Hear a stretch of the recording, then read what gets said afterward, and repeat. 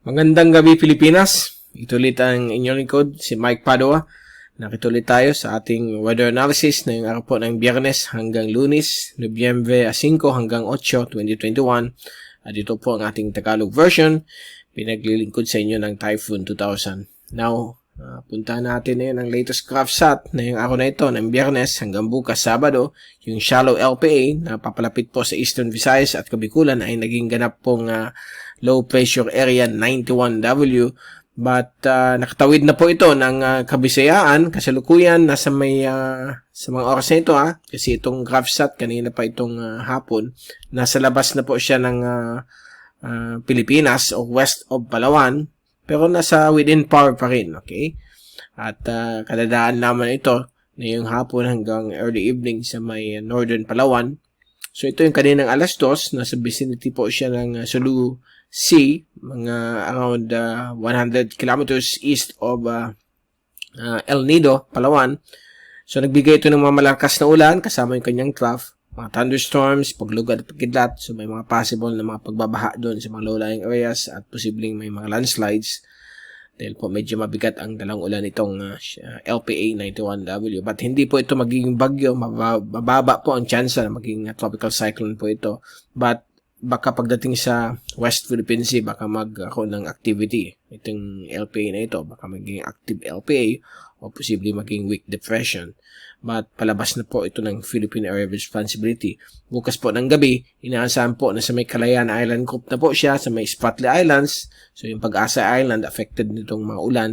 Dala nitong si LPA 91W. So,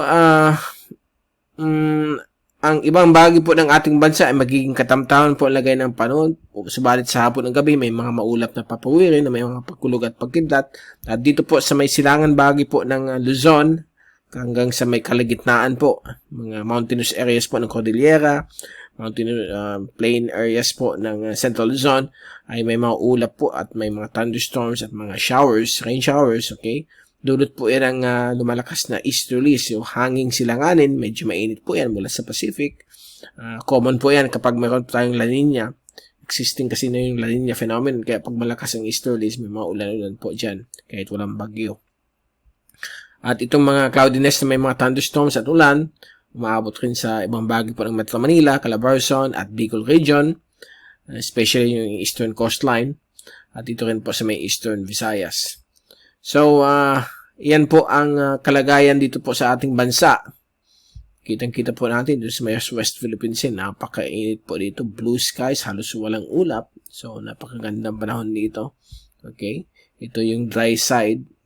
Okay, yung leeward side ng mountainous areas ng Luzon. Usually, pag tumatama dito yung ulap, yung tinatawag natin orographic uplift, naiiwan dito yung moisture. Pagdating dito, dry na po.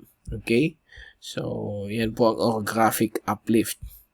Lahat ng moisture na bubuhos yung ulan doon sa windward side. Ito kasing windward side. So, yun yung Sierra Madre, Cordillera. Pagdating sa West Luzon, dry na po. Wala na natirang rainfall. Okay, so, yan po ang sa Pilipinas. Sa labas ng ating bansa, all clear din po. Wala po tayong inaasahan na tropical systems for the next 5 to 10 days. At ito po yung fast animation mula sa University of Wisconsin ng CIMSS Tropical Cyclone page. So, nakita po natin, for the past 3 hours, dumaan po mabilis, okay? Sa may Palawan, nagbigay ng ulan, but sa mga oras na ito ay pa-improve na po ang panahon sa Palawan. Baka bukas, sumilip na po yung haring araw. At mabilis na rin tumatakbo itong si LPA. Medyo nag-organized po siya sa may West Philippine Sea, habang ito po ay tumatahak patungo po dito sa may bahagi po ng Kalayaan Island Group sa Spratlys. So, ito yung zoom in satellite animation. So, nakikita po natin itong makapal na reddish color. Ito po yung infrared signature na ibig sabihin, pag nandyan po kayo sa ilalim niyang ulap na yan, ay grabe po yung dalang ulan. Okay? So, nakalampas na po ang Palawan. So, improving weather conditions na po yan bukas. May mga ibang thunderstorms, maliliit na mga isolated thunderstorms sa may Northern Quezon. Okay, dito rin po sa may eastern sections ng eastern coastal areas ng Sorsogon.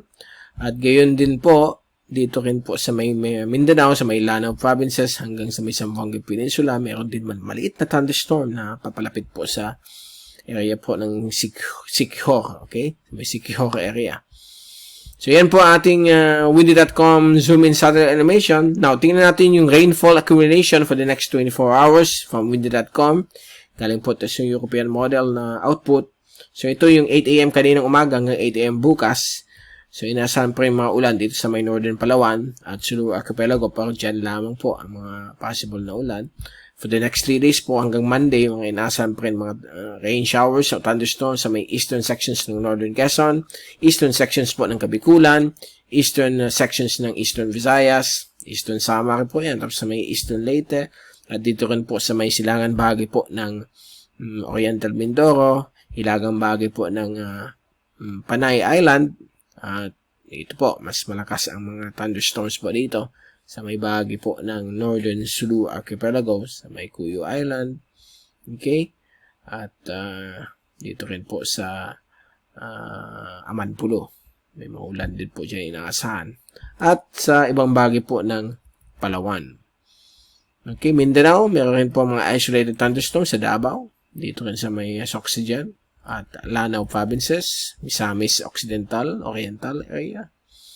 Okay, so yan po ating rainfall accumulation hanggang sa Lunes. I-check natin yung mga ulan hanggang Lunes. So bukas po, yan po, yung LPA nasa may labas na po ng PAR, madaan po sa may Spratly Islands, lalong-lalo na po sa may Pag-asa Island, Calayan Island Group, dadaan po siya dyan. Dito naman po sa may Luzon, may mga possible thunderstorms, isolated, ganyan din po sa may Visayas at Mindanao. Dito sa Bicol, yung mga eastern sections, but baka may mga stray thunderstorms din dumaan po dito sa may central Bicol region. And sa Linggo, ng hapon, inaasahan pa rin mga isolated thunderstorms sa malaking bahagi po ng ating bansa, lalo na po dito sa may Sulu Archipelago, Visayas at Mindanao, kasama po ang Palawan. And Monday afternoon, halos malaking bahagi po ng ating bansa, may mga isolated thunderstorms na posibleng maganap. May mga rains po yan. So, yan po. Don't forget to bring your umbrella, kapote ninyo, payong. Dahil po may mga inaasahan po mga ulan sa hapon. Kahit walang tropical cyclone, meron po kasi tayong La Nina na yon. So, medyo mas lamang po ang mga rainy days kaysa ulan. Lalo na po sa hapon ng gabi, palaging nangyayari po yan pag meron po tayong La Nina phenomenon. So, nag-iiral pa rin yung easterlies.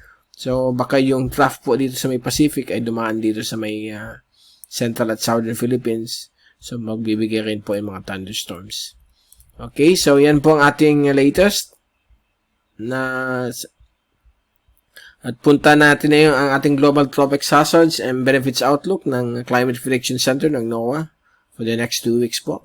So for week 1, November 3 hanggang November 9, inaasahan po natin na magkakaroon ng below average rainfall sa Luzon, while the rest of the Philippine Islands will have normal rainfall activity and magiging mas above average po dito sa may Southern Palawan at Zamboanga Peninsula kasama po ang offshore Bangsamoro.